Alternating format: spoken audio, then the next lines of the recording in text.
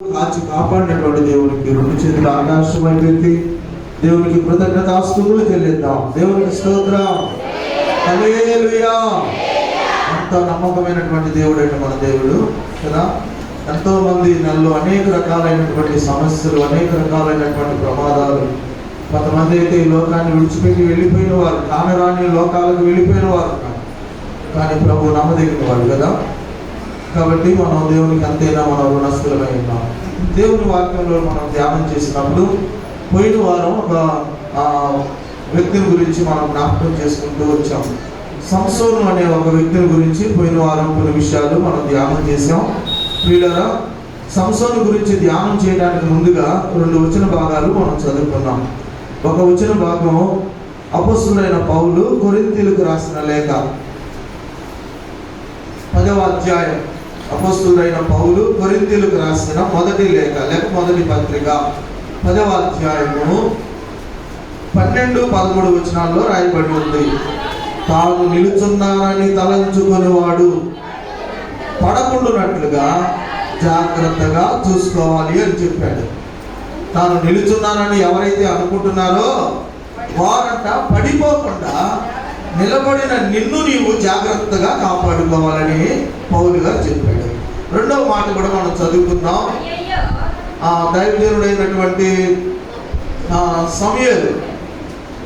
సమూయేలు గ్రంథం, 2వ సమూయేలు గ్రంథం లేక సమూయేలు 2వ గ్రంథం 1వ అధ్యాయం 27వ వచనం. అయ్యయ్యో బలాఢ్యులు పడిపోయిరి, యుద్ధ సన్నద్ధులు నశించిపోయిరి. ఇక్కడ అన్నాడు దావీదు భక్తుడు ఏడుస్తూ రాశాడంట. 18వ వచనం 1:18 సౌలుని గుర్చియు అతని కుమారుడైన యోనాతాను గుర్చియు ధనుర్కేతం. ధనుర్కేతం అంటే ధనుర్కేతం అంటే విలాపం, విలపించుట కదా, దుఃఖపడుట. ధనుర్కేతం, దుఃఖంతో కేతాన్ని రాశాడంట. దాన్ని బట్టి విలాపము పలికెను, అది యాషారు గ్రంథమందు లిఖించబడి ఉన్నది. ఇప్పుడు లోకంలో Guinness book of world record అని ఉంది కదా. గొప్ప గొప్ప కార్యాలు ఎవరైనా చేస్తే వాటిని గిన్నిస్ బుక్లో లేక బుక్ ఆఫ్ వరల్డ్ రికార్డులో రాస్తారు వాళ్ళ పేర్లు. బైబిల్లో కూడా ఒక గిన్నిస్ బుక్ ఉంది, దాన్ని యాషారు గ్రంథం అన్నారు. బైబిల్లో జరిగినటువంటి వింతైనటువంటి కార్యాలన్నింటినీ కూడా యాషారు గ్రంథంలో రాశారు. దావీదు చేసినటువంటి విలాపాన్ని కూడా యాషారు గ్రంథంలో రాయబడి ఉంది. దావీదు ఏమన్నాడు? అయ్యయ్యో బలాఢ్యులు పడిపోయారు, యుద్ధ సన్నద్ధులు నశించిపోయారు అని దుఃఖంతో ఈ మాటలు చెబుతున్నాడు. ప్రియులరా, పోయిన వారం ఒక వ్యక్తిని మనం జ్ఞాపకం చేసుకున్నాం. ఎవరు ఆ వ్యక్తి? సంసోను. సంసోను పడిపోవటానికి కారణం ఏంటంటే తను అజాగ్రత్తగా ఉన్నాడంట. 3 వ్యక్తుల గురించి మనం జ్ఞాపకం చేసుకుంటున్నాం. మొదటి వ్యక్తి సంసోను అజాగ్రత్తగా ఉండటం వల్ల చక్కగా నిలబడలేదు. అజాగ్రత్తగా నిలబడటం వల్ల అతను కూలిపోయాడు, పతనమయ్యాడు అని మనం ధ్యానం చేశాం. ఇంతకీ సంసోను కూలిపోవటానికి కారణం ఏంటి చెబుతారా? ఒక మాట చెప్పుకున్నాం. సంసోను నశించిపోవటానికి సహవాస దోషం. ఏ దోషం అంట? సహవాసం. 6 నెలలు వాళ్ళతో స్నేహం చేస్తే వాళ్ళు వీరవుతారంట, వీరు వారవుతారంట. సహవాస దోషం. సంసోను 3 మాట్లాడినాయంట. సంసోను జీవితంలో ఏం చేసేవాడంట? వెళ్ళడం. నెంబర్ 1 వెళ్ళడానికి వెళ్తాడు, 2వది చూస్తాడు, 3వది ఇష్టపడతాడు. న్యాయాధిపతుల గ్రంథంలో సంసోను చరిత్రను చదువుతుంటే ఈ 3 హైలైట్స్ గా కనబడతా ఉంటాయి. అంటే తను కళ్ళు చెప్పింది చేస్తానే ఉంటాడు. ఎవరితో సహవాసం చేశాడు అంటే అన్య స్త్రీలతో సహవాసం చేశాడు. అతను చేసినటువంటి సహవాసానికి అతని జీవితం పాడైపోయింది. దేవునికి మహిమ కలుగును గాక. అతను చేసిన సహవాసానికి నాజీరు వ్రతం పుట్టింది మొదలుకొని చనిపోయేంత వరకు తల మీద మంగళ కత్తి రానియొద్దని చెప్పని దేవుడు ప్రమాణం చేయించుకొని కుమారుడిని దయచేస్తే ఆ కుమారుడిని దేవుని వరకు పెంచుతున్నప్పుడు ఒక వయసు వచ్చిన తర్వాత సంసోను యొక్క చెడు స్నేహము ఆ నాజీరు తనాన్ని కోల్పోవడానికి కారణమైంది. ఇంకో మాట చెప్పమంటారా? సంసోను యొక్క ఆ చెడు సహవాసం తన కళ్ళు కోల్పోవడానికి కారణమైంది. గౌరవ మర్యాదలు కోల్పోవడానికి కారణమైంది. చాలా గౌరవంగా బ్రతికినటువంటి సంసోను ఆఖరికి గౌరవం లేని వ్యక్తిలాగా అయిపోయాడు. కారణం సహవాసం. హల్లెలూయా. సహవాసం. ఇంగ్లీష్లో ఒక చక్కని సామెత ఒకటి చెప్పారు. నీ స్నేహితుడు ఎవరో నాకు చెప్పు, నువ్వు ఎలాంటి వాడువో నేను చెబుతాను. నేను మంచోడండి, నేను అదండి ఇదని నువ్వు చెప్పుకోవాల్సిన పని లేదు. నీ స్నేహితుడు ఎవరో చెప్పు, టెల్ మీ యువర్ ఫ్రెండ్. నీ ఫ్రెండ్ ఎవరో నాకు చెప్పు, నువ్వు ఎలాంటి వ్యక్తులు నేను చెప్పేస్తాను అన్నాడు అంట ఒక వ్యక్తి. కాబట్టి ఈ సహవాసం సంసోను జీవితం నాశనం అయిపోయింది. దాగోను గుడిలో కాళ్ళు చేతులు విరగొట్టి ఆ దాగోను గుడి దేవత ముందు సంసోను ఒక బందీగా నిలబడటానికి కారణమైంది. కారణం ఏంటంట? సహవాసం. సహవాసం. అందుకని పౌలు గారు కొరింథీ సంఘానికి చెబుతున్నాడు, ఓ కొరింథీయులారా, మీకు ఇశ్రాయేలు చరిత్ర తెలుసుకోవాలి. ఇశ్రాయేలు 6 లక్షల మంది బయలుదేరారు ఐగుప్తు దేశం నుండి కనానికి. కానీ కనాను చేరింది 2. మిగతా వాళ్ళందరూ ఏమనుకున్నారో తెలుసా? మేము చక్కగానే నిలబడ్డాము, మేము చక్కగానే ప్రార్థన చేస్తున్నాం, మేము చక్కగానే ప్రభువుని వెంబడిస్తున్నాం అని అనుకున్నారు. కానీ వాళ్ళు జారిపోయారు, రాలిపోయారు. బలజ్ఞులు రాలిపోయేసరికి భక్తుడైనటువంటి దావీదు గుండెలు బాదుకుంటూ చెబుతున్నాడు, అయ్యయ్యో బలజ్ఞులు నశించిపోయారంటే. ఎవరైనా సరే ప్రియులరా, దేవుని కొరకు తాను నిలుచున్నాడని తలంచుకుని వాడు జాగ్రత్తగా ఉండకపోతే ఏ వ్యక్తి అయినా సరే పడిపోవడానికి కారణం ఉంది. పోయిన వారం ఆ సంసోను గురించి మాట్లాడుకున్నాం. అజాగ్రత్తగా ఉండటం వల్ల పడిపోయాడు. అతనిలో నుండి సహవాస దోషం కారణమని చెప్పాం. రెండవదిగా మరొక వ్యక్తి గురించి మనం జ్ఞాపకం చేసుకుందాం. సమూయేలు 2వ గ్రంథం, మీ పరిశుద్ధ గ్రంథాలను సమూయేలు 2వ గ్రంథము 11వ అధ్యాయము, 11వ అధ్యాయాన్ని ముందు పెట్టుకోనండి. 2 సమూయేలు 11వ అధ్యాయము 2వ వచనం. ఒకానొక దినమున ప్రొద్దుగుంకు వేళ దావీదు పడక మీద నుండి లేచి రాజనగరి మిద్దె మీద నడుచుచు పై నుండి చూచుచుండగా. చాలు. ఇందాక 13వ కీర్తనలో తన దాసరాజు ద్వారా దేవుడు చెప్పాడు, దావీదు ఎప్పుడు కూడా దేవుని వైపు చెప్పాలి. ఎవరి వైపు అంట?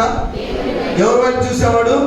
శత్రువులు ఎదురయ్యారు, విరోధులు వస్తూనే ఉన్నారు, సూటిపోటి మాటలు అంటూనే ఉన్నారు. కానీ దేవుడు ఎవరి వైపు చూశాడంట?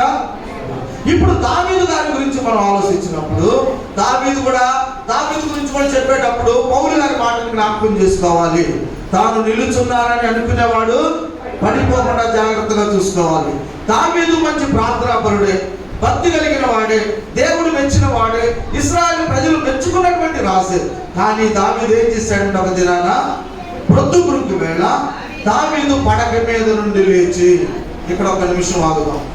రాత్రికాల సమయంలో నిద్రపోయి ఉదయకాలం లేచిన వెంటనే, మన పడకల మీద నుండి లేచిన వెంటనే మనం ఏం చేస్తాం? దేవుని నమ్మిన బిడ్డలుగా ప్రార్థన చేసుకుంటాం కదా.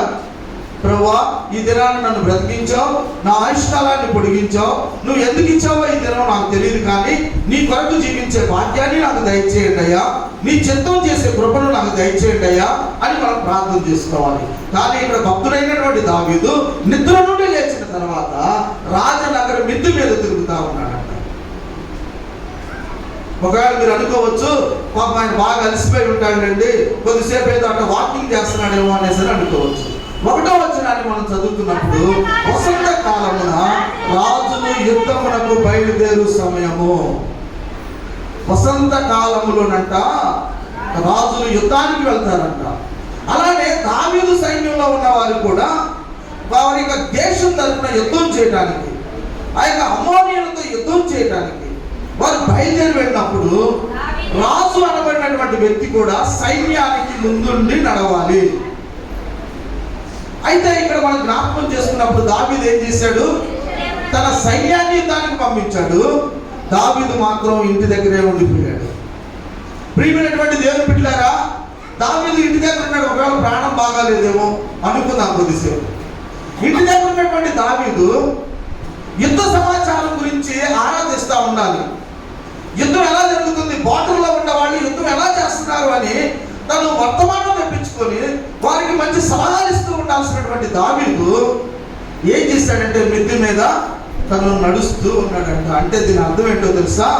మొదటి వ్యక్తి సంసోను సహవాసంలో పడిపోతే వినండి, రెండో వ్యక్తి దావీదు సమయం యొక్క విలువ తెలియకుండా ప్రవర్తించాడు. హల్లెలూయా.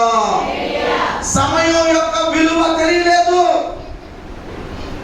దేవుడు దావీదు కూడా సమయం ఇస్తే యుద్ధం చేయవలసిన సమయంలో యుద్ధం చేయకుండా ఇంటి దగ్గర ఉంటూ తన సమయాన్ని వ్యర్థపరుచుకుంటూ ఉన్నాడు.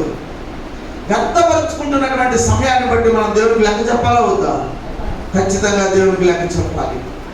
సమయం గురించి బైబిల్ గ్రంథం ఏం తెలియజేస్తా ఉందా అంటే, ఎఫెసీయులకు రాసిన పత్రికలో దినములు చెడ్డవి కనుక మీరు సమయమును పోనీయక.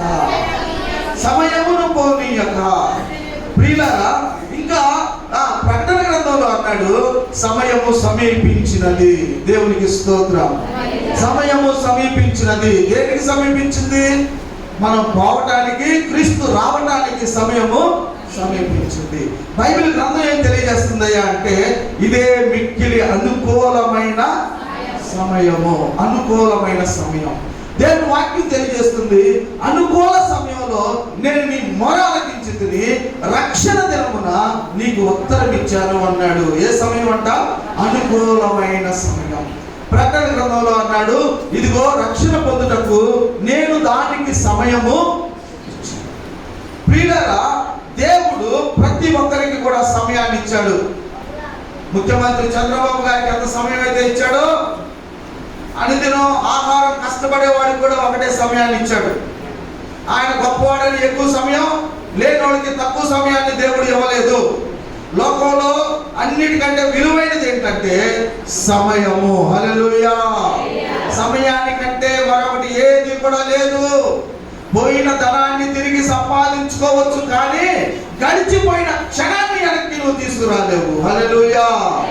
గడిచిపోయిన క్షణాన్ని నువ్వు వెనక్కి.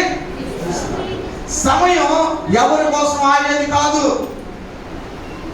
కాలం విలువ తెలుసుకో, నీ జీవితాన్ని మలుచుకోమని చెప్పాడు ఒక భక్తుడు. ఇక్కడ దావీదు చేసినటువంటి పని ఏంటయ్యా అంటే, రాజనగరం మీద తిరుగుతూ ఒక తల్లి స్నానం చేస్తూ ఉంటే చూడరానటువంటి దృశ్యాన్ని అతను చూస్తూ వచ్చాడు. అసలు దావీదు యొక్క ఆరంభం ఎలాంటిదయ్యా అంటే, గొర్రెలు కాసుకునే దావీదు, దేవా దినములకు నేను నిన్ను 7 సార్లు స్తుతిస్తాను అని తీర్మానం చేసుకున్నటువంటి వాడు. నీ వాక్యము నా పాదములకు దీపము, నా త్రోవకు వెలుగైనది అని చెప్పినటువంటి దావీదు, పాపము చూడకుండా నా కన్నులు నేను త్రిప్పుకుంటాను అని చెప్పినటువంటి దావీదు, నీ ధర్మశాస్త్రమందు ఆశ్చర్యకరమైన సంగతులు చూసినట్లుగా నా కళ్ళు తెరువు అని చెప్పినటువంటి దావీదు సమయాన్ని వ్యర్థపరచుకొని పాపంలో పడిపోయాడు. ప్రియులారా, దేవుడు నీకు కొన్ని సమయాలు ఇచ్చాడు. ప్రార్థనా సమయం ప్రార్థనకి, నీ కుటుంబం గురించినటువంటి సమయం కుటుంబానికి నీవు కేటాయించాలి. సమయాన్ని వ్యర్థపరచుకుంటే మన జీవితంలో చాలా నష్టాన్ని మనం. ప్రార్థనా సమయం ఉందంట బైబిల్ గ్రంథంలో. ఎక్కడుంది? ప్రార్థనా సమయాన 2 దైవజనులు శృంగారం అనబడినటువంటి దేవాలయంలో ప్రార్థన చేయడానికి ఉదయం 3 గంటలకు బయలుదేరి వెళ్ళారు. అపోస్తల కార్యములు 3వ అధ్యాయం 1వ వచనం. ఏ కాలం అంటే అది ప్రార్థనా కాలం. దేవునికి స్తోత్రం కలుగును గాక. మరి ప్రార్థనా కాలంలో ప్రార్థన చేస్తున్నావా? దేవుడు నీకు సమయం ఇచ్చినప్పుడు ఆ సమయాన్ని దేవుని సన్నిధిలో ఖర్చు పెడుతున్నావా? సమయం యొక్క విలువ తెలుసుకుంటున్నావా? ఈ ఉదయకాల సమయంలో మనం జ్ఞాపకం చేసుకోవాలి, నీవు నీ జీవితంలో దేవుడు ఇచ్చినటువంటి సమయాన్ని సద్వినియోగం చేసుకోకపోతే, ఏ సమయంలో చేయవలసింది ఆ సమయంలో చేసుకోకపోతే నీ జీవితంలో నువ్వు నష్టపోతావు. అందుకని పౌలు అన్నాడు, నిలబడ్డాను అని అనుకున్నవాడు పడిపోకుండా చూసుకోవాలి. నేను పడిపోను, నేను కరెక్ట్గా ఉన్నాను అని అనుకున్న బలాఢ్యులు ఏమైపోయారంట? బలాఢ్యులు నశించిపోయారంట. సాతానుడు విశ్వాసం ఎక్కడ పట్టుకుంటాడో తెలుసా? సాతానుడు విశ్వాసం ఎక్కడ పడగొడతాడో తెలుసా? సమయం విషయంలో పడగొడతాడు. హల్లెలూయా, హల్లెలూయా. అమ్మ అందరూ ఇక్కడే ఉన్నారా?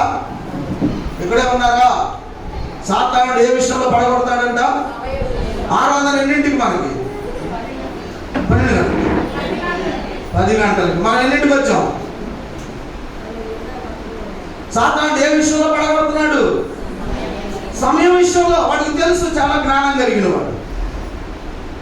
కాబట్టి జ్ఞాపకం చేసుకోవాల్సిన విషయం, దావీదు పడిపోవడానికి కారణం మొదటి వ్యక్తి నాకు అక్క 3 ఎఫ్లు చెప్పారు ఇంగ్లీష్లో, తెలుగులో ప్రా అనుకుంటారు చెప్పారు, ఇంగ్లీష్లో మాత్రం ఎఫ్లు చెప్పారు. ఇప్పుడు కూడా నేను 3 సార్లు గురించి చెబుతా. మొదటిది సంసోను పడిపోవడానికి కారణం సహవాసం, రెండోది దావీదు పడిపోవడానికి కారణం సమయం. సమయం విషయంలో పడిపోయాడు.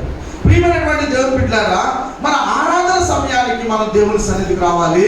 ఆత్మ దేవుడు ఆ సమయంలో మందిరంలో సంచరిస్తూ ఉంటాడంట. నా బిడ్డలు ఎవరు వస్తున్నారా అనేసరి ఆశతో ఎదురు చూస్తూ ఉంటాడంట.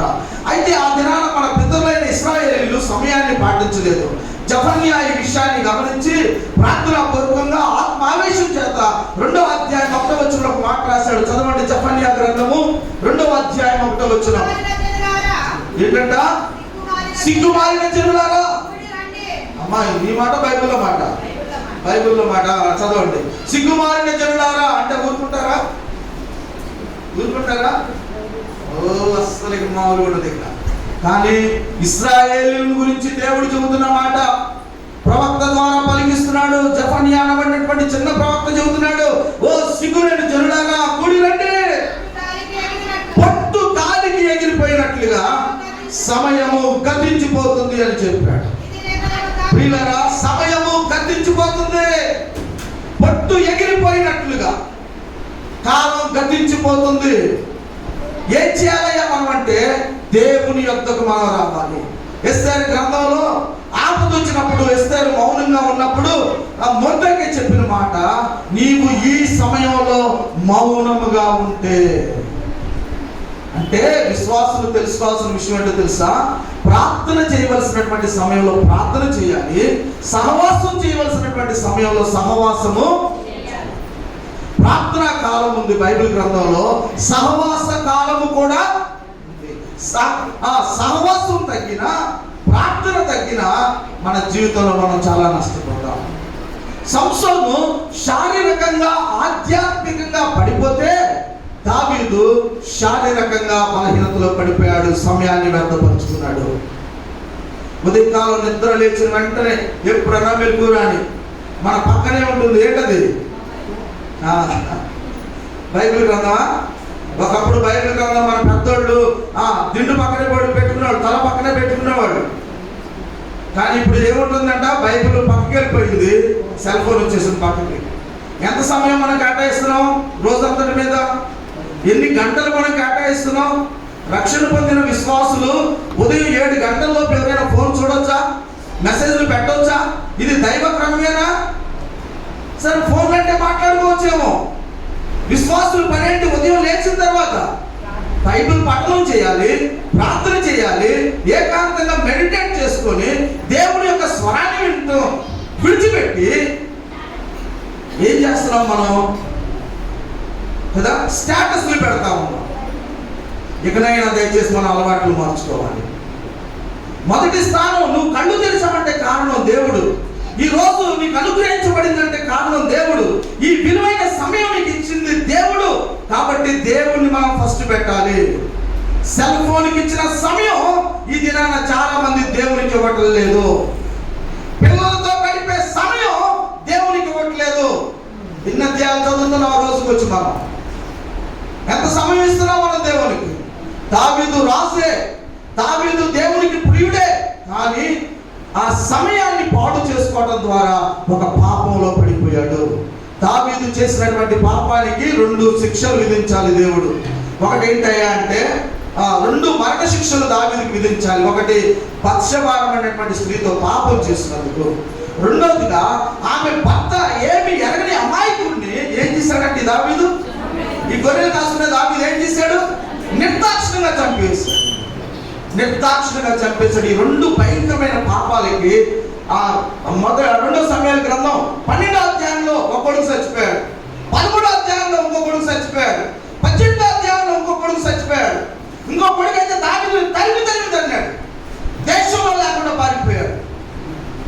కయ్యూరు దేశదిమ్మరైనట్లుగా వెళ్ళిపోయాడు దావీదు. వీటన్నిటికీ కారణం ఏంటయ్యా అంటే దావీదుకి ఇచ్చినటువంటి సమయం దావీదు సద్వినియోగము చేసుకోవాలి. పౌలు గారు ఈ సంగతి గ్రహించి తాను నిలుచున్నానని అనుకున్నవాడు, నేను ప్రభువులో నిలబడ్డాను అనుకున్నవాడు జాగ్రత్తగా మన యొక్క విశ్వాసాన్ని, మన ప్రవర్తనను, మన యొక్క భక్తిని కాపాడుకోవాలి. పలాజ్యులు ఏమైపోయారంట? గుండెలు బాదుకున్నాడు. అయ్యో పలాజ్యులు నశించిపోయారు. గొప్ప గొప్ప ప్రవక్తలు, గొప్ప గొప్ప దైవజనులు పడిపోయారే.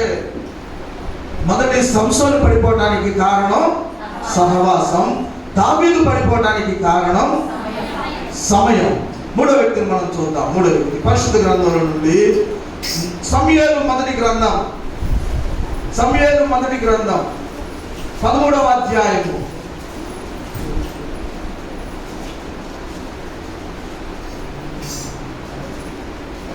12వ వచనం.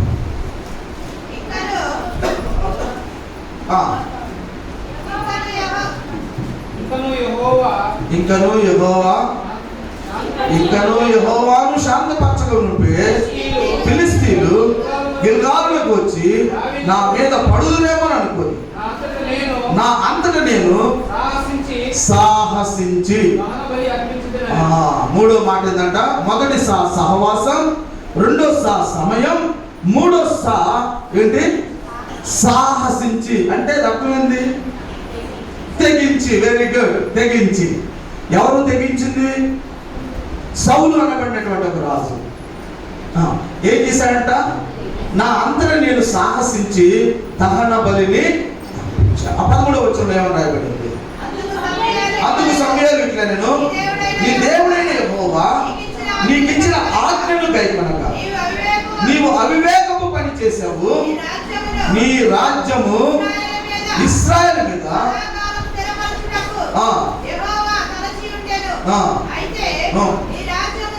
నీ రాజ్యము నిలవదు.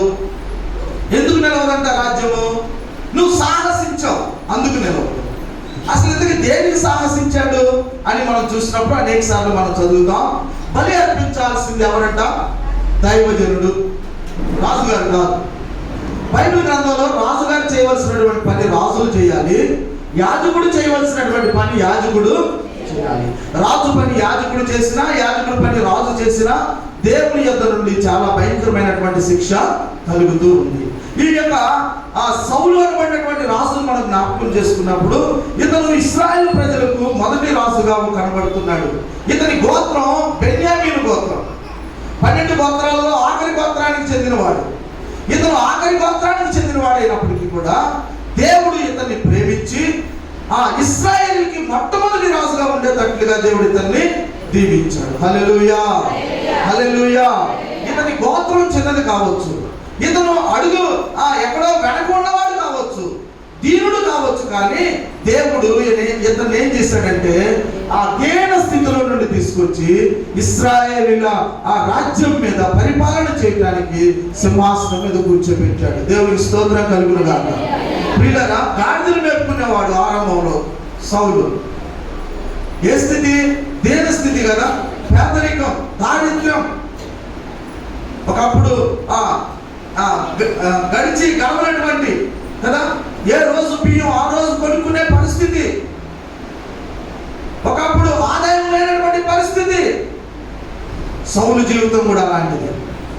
సౌలు యొక్క పరిస్థితి కూడా అలాంటి పరిస్థితుల్లో గాడిదలు వెతుక్కుంటూ తప్పిపోయిన గాడిదలు వెతకడానికి ఆ యొక్క సౌలును దేవుడు కనికరించి ప్రేమించాడు. ఎంత గొప్ప దేవుడు అండి మన దేవుడు. ఆయన పెంట కుప్పల మీద నుంచి దీనులను ఎవరు చెప్పారు ఈ మాట? ఎవరు చెప్పారు ఈ మాట? బైబిల్ గ్రంథంలో చెప్పాడు. ఇంకో స్త్రీ కూడా ఈ మాట చెప్పింది. చెబుతారా?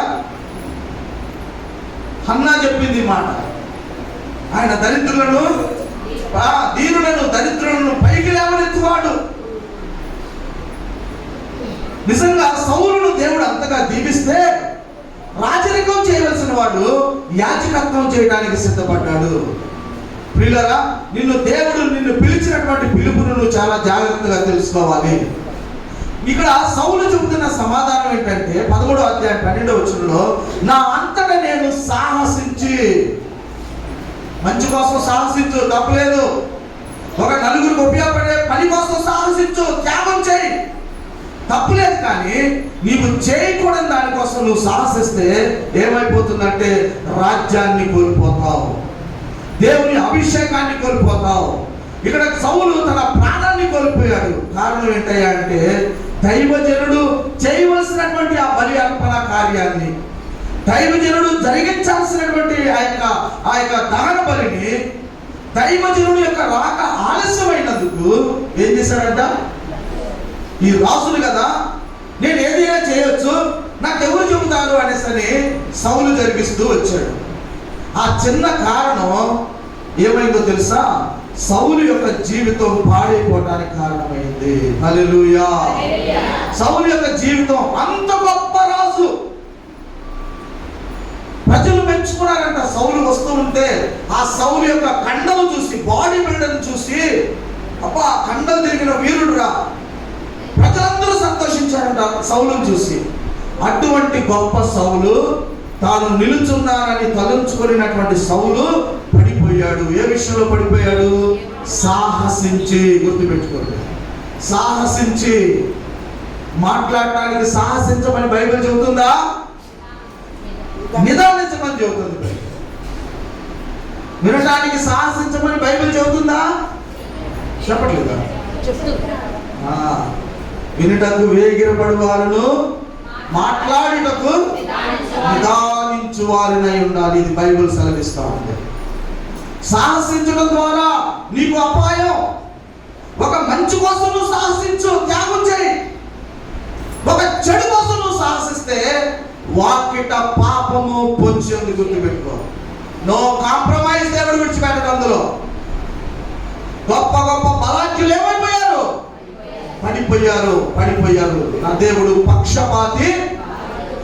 ఎవరు చెప్పారు ఈ మాట? దేవుడు పక్షపాతి కాదు అని అపోస్తల కార్యాల్లో చేపలు పట్టుకునే పేతురు చెప్పాడు, ఆత్మ చేత అభిషేకించబడి. కాబట్టి ఉదయకాల సమయంలో ప్రియమైనటువంటి దేవుని బిడ్డలారా, ఇక్కడ మనం జ్ఞాపకం చేసుకున్నప్పుడు సౌలు చేసినటువంటి ఆ పనికి పరిశుద్ధాత్మ దేవుడు దుఃఖపడుతూ వచ్చాడు, దైవజనుడు దుఃఖపడుతూ వచ్చాడు. నీ రాజ్యము ఎంత మాత్రము కూడా నిలవదు. ఏమైపోయింది పరిస్థితి? పరిశుద్ధాత్మ దేవుడు వాక్యం ద్వారా మనం గర్దిస్తున్నాడు అనేక సార్లు. వాక్యం దగ్గర నిలబడినటువంటి వ్యక్తులు కాదు, వారిలో నుండి దేవుడు మనతో మాట్లాడుతున్నప్పుడు ఆ యొక్క వాక్యము ఇది నా గురించే మాట్లాడుతున్నాడు దేవుడు. ఎస్, అవును, నా గురించే అని నీకు అర్థమై కూడా వాక్యానికి లోబడకుండా నీవు సాహసిస్తే నీ జీవితంలో దేవుని యొక్క ఉగ్రత తప్పదో గుర్తుపెట్టుకో. నీ గర్వాన్ని దేవుడు ఎత్తి చూపిస్తున్నా, నీ లోపాన్ని దేవుడు ఎత్తి చూపిస్తున్నా, నువ్వు సరి చేసుకోకపోతే సౌలు జీవితం ఏమైపోయిందంట? భయంకరంగా చచ్చిపోయాడు. సౌలు కుమారుడైన యోనాతాను.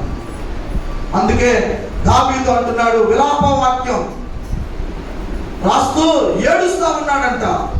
బలాఢ్యులు చనిపోయారు.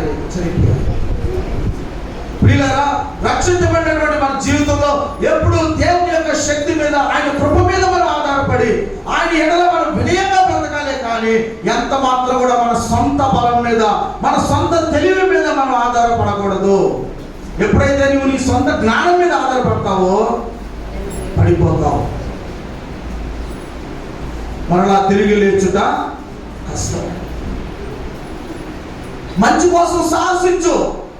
దావీదు సాహసించాడు ఒక మంచి కోసం. ఒక సందర్భంలో ఎవరితో యుద్ధం చేయడానికి? గొలియాతుతో యుద్ధం చేయడానికి. ఇశ్రాయేల్ ప్రజల్ని కాపాడటానికి సాహసించాడు, తెగించాడు. చావోలేమో ఆ యొక్క యుద్ధభూమిలో తెచ్చుకుంటానని చెప్పని బయలుదేరాడు. మంచిదే, మంచి కోసం సాహసించు. మోషే ఫరో ముందుకు వెళ్ళడానికి సాహసించాడు. అపోస్తలులు లోకంలో సువార్త ప్రకటించడానికి సాహసించారు. మంచిదే, కానీ కీడుకు నువ్వు సాహసించావా? చెడుకు, ద్రోహానికి, నమ్మకానికి, అపనమ్మకానికి, నష్టపరచడానికి నువ్వు సాహసిస్తే వాకిట పాపము వడ్డీతో సహా కట్టాల్సిందే. ఎంతకిస్తాం వడ్డీకి? ఎంతకిస్తామండి వడ్డీకి? 2 రూపాయలకేనా? ఎంతకిస్తావో అంతగా చెల్లించాల్సిందే. ఇది దైవ గ్రంథం, దేవుని వాక్యం. దేవుని వాక్యం మనుషులతో రాజీ పడదు. దేవుని వాక్యం పాపంతో రాజీ పడదు. పాపం చేసిన ఏ వ్యక్తి అయినా ఎంత ఉన్నత స్థితిలో ఉన్నా దేవుడు పడగొడతాడు. బెల్షాజర్ అనబడిన రాజు ఏమయ్యాడు? నెబుకద్నెజర్ అనబడినటువంటి రాజు ఏమయ్యాడు? దర్యావేష్ అనబడినటువంటి రాజు ఏమయ్యాడు? కోరేష్ అనబడినటువంటి చక్రవర్తి. ఈ నలుగురు చక్రవర్తులు దానియేలు గ్రంథంలో మనం చూస్తాం. ఏమైపోయారయ్యా వాళ్ళు? ఎదురు లేనటువంటి రాజులు. మంచి కోసం మనం సాహసిద్దాం. దేవుని పని కొరకు మనం సాహసిద్దాం. నీ ద్వారా ఒక ఆత్మ లోపల రావడానికి ఎంత ప్రాణత్యాగానికైనా నువ్వు సిద్ధపడు. ప్రియులారా, అపోస్తలుడైన పౌలు గారి చుట్టూ ఎప్పుడు కూడా పరిచర్యలో సుమారు 15-20 మంది స్త్రీలు ఉండేవాళ్ళంట. ఎంతమంది? మాట్లాడతలా అమ్మా. మన సంఘ ప్రాంతంలో ఎంతమంది ఉంటున్నాం? ఇప్పుడంటే క్రిస్మస్ పండుగ వచ్చింది కాబట్టి కొద్దిగా అడావుడి మొదలైంది అనేసి అని ఇప్పుడు వస్తున్నాంలే. ఇంకప్పుడు ఎంతమంది ఉంటున్నాం? ఆ శ్రీవల్లి అనే అమ్మాయిని అడిగితే చెబుతుంది, ఇంకోని అడిగితే చెబుతారు లెక్కలు. పౌలు గారి పరిచర్యలో స్త్రీలంట వారి ప్రాణములైనను వారు లెక్క చేయలా. దేనికోసం? చెడు కోసమా? సంఘాన్ని నష్టపరచడానికా? వాక్యాన్ని చెడగొట్టడానికా? కాదు. దేవుని రాజ్య స్వార్థ ఆయా స్థలాల్లో ప్రకటించబడటానికి వాళ్ళు సాహసించారు. ఒక దినాన దైవజనుడైనటువంటి దావీదు కూడా తన సైనికుని పిలిచి ఒక మాట చెప్పాడంట. దావీదు పరాయి దేశంలో ఉన్నాడు. వాక్యం చదువుతాం చూడండి. 2 సమూయేలు గ్రంథం 23వ అధ్యాయం. 2 సమూయేలు గ్రంథం 23వ అధ్యాయం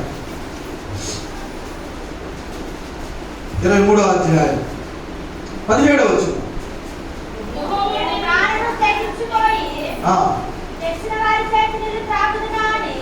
అమ్మా 2 సమూయేలు 23:27.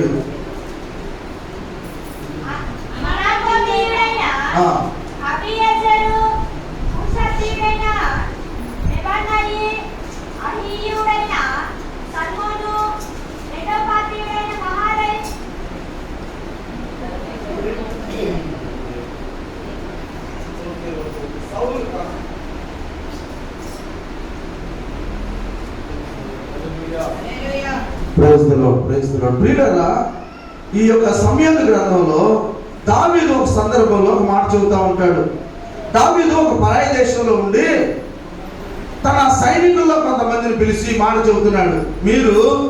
నేను త్రాగడానికి బెత్లెహేము అనబడినటువంటి దేశానికి వెళ్ళి నా కొరకు మంచి నీళ్లను మీరు తీసుకొని రండి అని చెప్పి చెబుతా ఉన్నాడు. ఆ ముగ్గురు, వెరీ గుడ్, వచ్చిన చెప్పాము ఒకసారి. 16. ఆ ముగ్గురు బలాఢ్యులు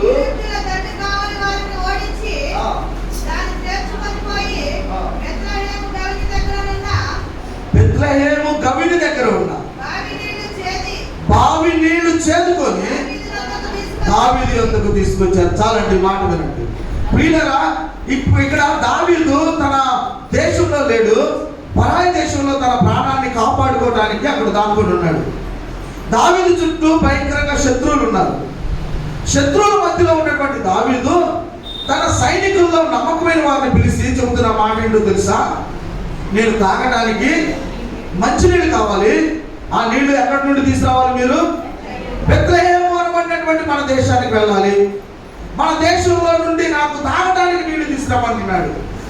ఊర్లో నీళ్ళు మంచి కాదా? ప్రాణాన్ని కాపాడుకోవడానికి వెళ్ళినాడు ఏదో నీళ్లు తాగి రోజులు గడపచ్చుగా.